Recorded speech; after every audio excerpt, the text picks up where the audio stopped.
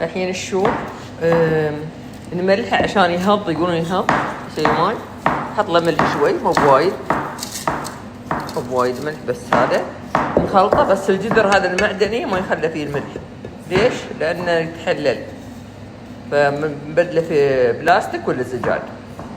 لأن الملح أو الليمون في الجدر المعدن أو الماعون المعدن يتحلل، يتقشر ويصير في الأكل، وهذا ضار. الملح واللوم يتحملوا منه، ما ينحط في الجدر المعدن.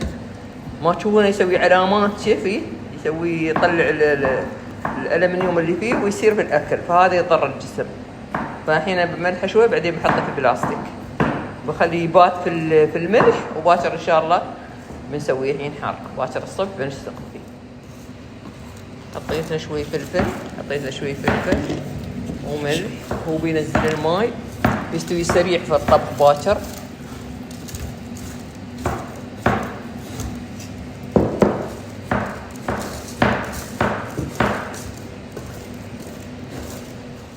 ما شاء الله. الحين الحنبة حطيته في الجدر هذا لأنه كمية وايدة، حطيته في الجدر، صبيت عليه شوي ماي. بس قبل فارقت لنا بالفلفل الأحمر والملح، ولين سوى ماي رحت حطيته على النار لين نضى. الحين شوف أسوي له الحمسة، أخلي البصل يحمر هذا، بعدين أضيف عليه الثوم، وبعد الثوم الزنجبيل. الثوم والزنجبيل يعطي طعم مميز. تريبته فلفل أحمر قبل ما نحطيه والحين بزيت فلفل هو أحمر كرز، هاي يسمونه. الملح، زيت زيتون. هاي المكونات مال ديشار. ونزيد الشوف، يا ليمون خل، يا الفنيجر الخل، يا خل التفاح. لازم يزاد من هذه الحموضة على أساس يعطيه حموضة أكثر. تشوفون وطعمه لذيذ. يلا يلا قوم نسوي، ما بكم يبيعونه نشي، قوم نسوي. اللي بنكتب اسوي مشروع. البصل، بعد الثوم، بعد الزنجبيل.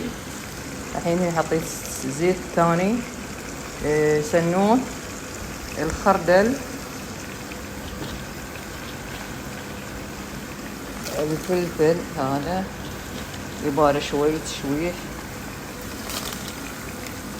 كمية وايدة ما شاء الله.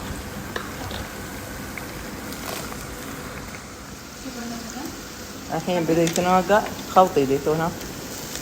الحين نحط كريبته، الخردل، سنون، كريبته هني.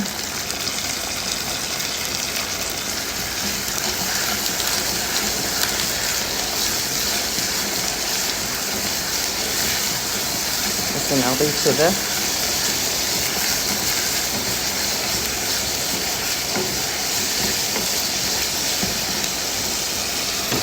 هذا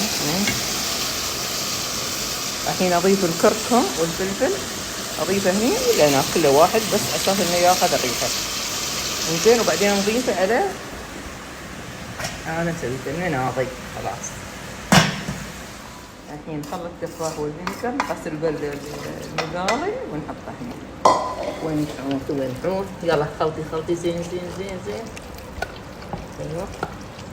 الحين بس نغطيه بشاش ولا شيء، نخليه يبرد من الصبح ان شاء الله، والصبح بنعدي. يلا بس صبيت عليه الخل زين، او الخل او السركه اللي يسموها السركه، الفانيجر. والحين بس نخليه يبرد ونعبيه نفس الشيء بس بخلطه ثانيه وطعم ثاني. يا سلام ولا اروع. بعدين يدخن ما شاء الله.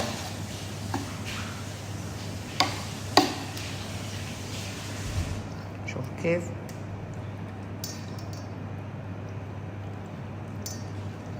هذا كيفك. مساء الخير. هذا الحين خلاص برد، ملحت انك كنت بهذه مش خلاص. الحين شو اعبي عليه شويه زيت اساس زيت يحفظ، زيت زيتون.